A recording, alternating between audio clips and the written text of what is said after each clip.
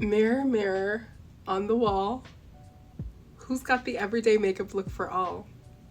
It's actually a really gloomy day here in Philadelphia, and I found myself wanting to wear kind of like black or I don't know, some like gray color, and I forced myself to wear a colorful dress, which is what I'm wearing today. And I thought I would film an everyday makeup routine, even though it's more spring summer based. Another thing I will say is it's kind of a stepped up summer spring routine, because a lot of times during the summer I will just wear sunscreen and maybe blush and do my eyebrows. When I'm like meeting people, going out to brunch, and I kind of want to put a little bit more effort, this is what I'll do. And some of these are kind of like newer items with a mix of oldie but goodie and old items that I just wasn't inspired to put on until quite recently.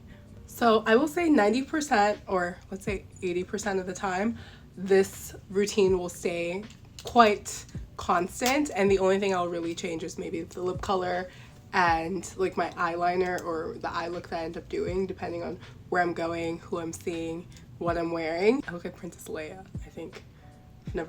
Fun fact, I've never seen those movies. The fact I don't even know if it's Star Trek or Star Wars tells you all you need to know.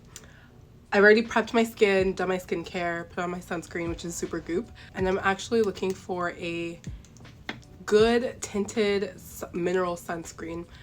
And if you know of any, let me know. Until then, I will be using my Super Goop. So I start with a little bit of concealer. I use the Kosas one.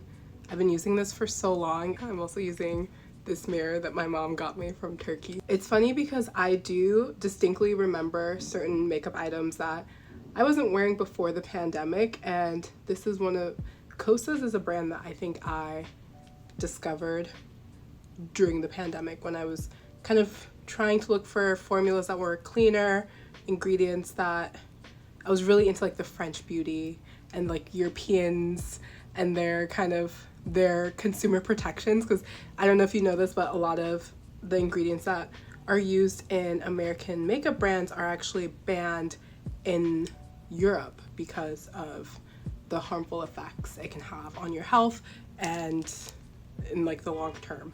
And so I was reading up on that, and I remember learning about Kosas and being like, oh, okay, maybe I kind of want to try out these types of brands that are indie but good for your skin. And then this is a new one.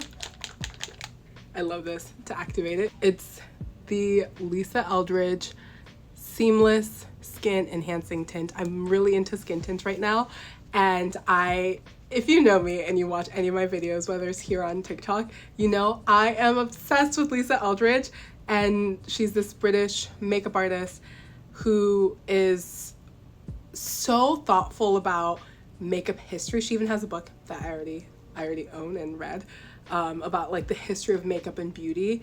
And so whenever she speaks, I listen. I'm obsessed.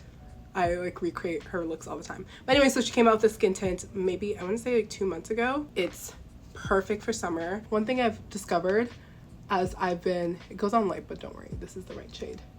One thing that I've discovered about kind of my makeup consumption, or just like me as a beauty consumer, is that I used to have a lot of makeup, and I still do. I have more makeup than I would say the average beauty consumer. I found that if I'm thinking about a product, I must really like it or enjoy it. And I was in Miami the other week, and I thought that I wasn't gonna wear a lot of makeup because beach, all I need is sunscreen and to like do my eyebrows. But I quickly learned that when you go to like a pool party in Miami, it's very Vegas, where people like, they get their makeup done just a little bit. It's like a light beat, but it's still a little something. And I did not want to wear foundation to the pool, and this would have been perfect. So I remember just kicking myself for forgetting to pack this skin tint, and I was like, this is perfect for those days when it's warm outside but you don't wear foundation, and you also just kind of want to do a little something more with your makeup. I'm just happy because it does have a place in my makeup collection.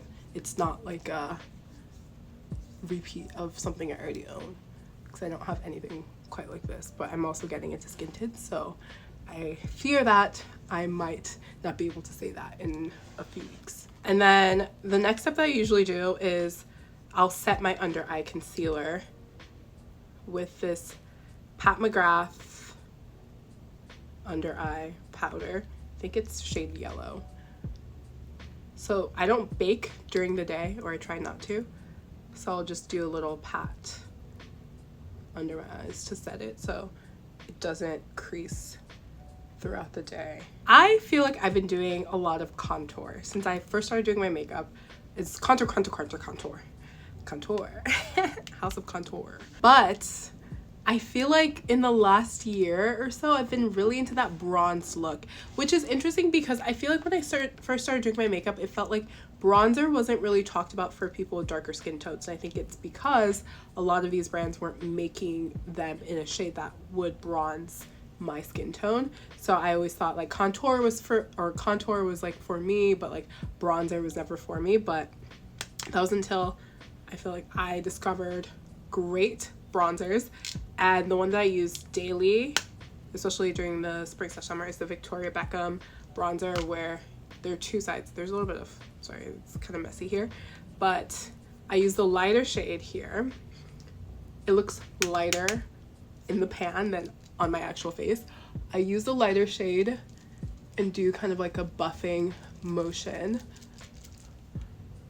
I actually don't think I know how to apply bronzer quite well. I think I apply it similar to a contour, which I think you're not supposed to do. But I do just like a huge sweeping with like a bigger fluffy brush of the lighter shade. I might have tanned a bit.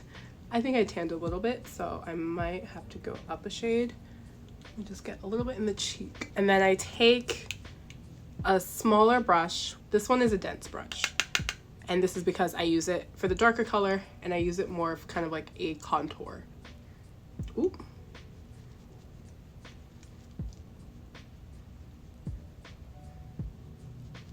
So that is just really to add more dimension to the all over bronze.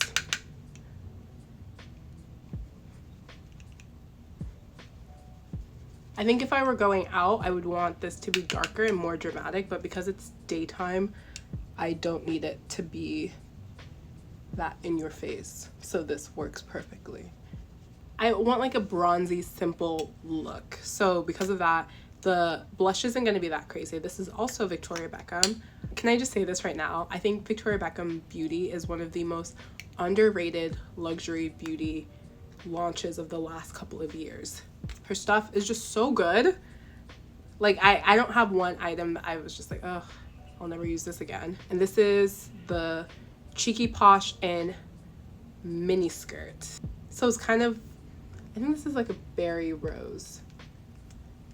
Sometimes I'll apply it directly on my cheek. And this one doesn't have to be as in your face because it's summertime, I will actually not just do a cream because I find that in the summer it just doesn't last as long. So I'll end up setting it with a similar powder shade. These are all tips that I've learned from different makeup artists that I've followed throughout the years. So I already like how this looks, but this is just gonna amplify that just a little bit more. I do love a blush. I love a blush. More so than that, I love experimenting with blush and like blush placements. So sometimes, you know, it's trendy to do the blush all over here, kind of as if you were going to contour with a blush. And sometimes that makes sense. I've also tried doing a blush across my nose to give you that sunburnt look. That's not how I look when I'm sunburnt. I don't get sunburnt, but it gives you that kind of anime look. And sometimes there's a place for that. Today I'm just going to set it on top, and this is a tip that I think Patrick Ta was talking about, where he'll bring the blush towards the eye so that it feels a little bit more natural versus a little harsh, because don't know if you guys can tell, but like my under eyes are lighter than the rest of my face. But putting the blush, the powder blush on top is just to kind of set it. And this is Westman Atelier.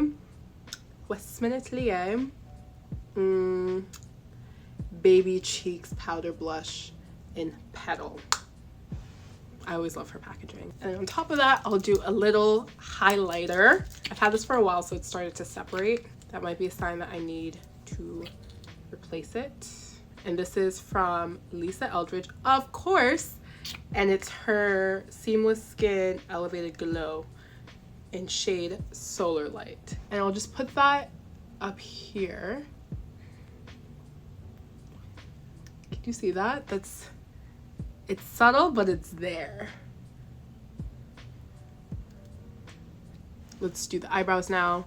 I just use a pencil for my daily stuff. It's the Sonia, I think Sonia brow bar. Just brush it and then fill it in. If I do absolutely nothing else, I will do my brows. I've been waiting for this. We're almost done. It's time to replace it. I love when this happens because it means, you know, it's a makeup product that's been well used. I think my eyebrow game is the weakest part of my makeup. And this is also from Kosas. This is the eyebrow gel, and I just do that to set it. And I'll be honest, in a pinch, I might skip this step. It's a nice to have, but it's not necessary for me to get out of the door. I'll do a little bit more of that highlighter under my eye. Under my brow bone, I mean. Okay, eyes. It's eyes time. And I have to talk about this eyeshadow because I just realized, like I said, it's so nice to know when you actually use products and like you're getting a lot of use out of them. This is the ColourPop Super Shock eyeshadow in the shade Millionaire. And the reason why I'm excited about this is actually a new one. I just opened this the other day. It's this bronzy, silvery color, super shimmery, and it's one of those one and dones. The reason why I'm excited about it is because I was thinking to myself the other day, like, how many makeup products in my collection have I used for a long time? And I'm not talking like 3 months, I'm talking years. And I looked through my old ColourPop orders and saw that I made my first order of this Millionaire shade over 8 years ago, February 2016. Isn't that crazy? I remember I was living in Barcelona at the time, and one of my friends, Callie, was gonna come visit. Well, two of my friends, Callie and Rachel, were coming to visit, and I remember being like, oh, the makeup here, I was just getting into makeup again because, you know, I was like dating and like I wanted to like switch things up, but I wasn't obsessed with like the makeup products or like the drugstore products in Spain. I think they've probably like expanded a little bit, like ColourPop and other brands, but at the time I felt like the options just weren't great. And so I remember sending them to her apartment so that she could put them in the suitcase when she came to visit me, and I wouldn't have to pay like insane like duties on them or insane shipping on it. And it, like, look at that, it's literally the best thing, and all I had to do is tap it on there. And so yeah, I've been using this for 8 years, and I would say it's one of my most used eyeshadow products. And then I'll do a little bit of eyeliner here.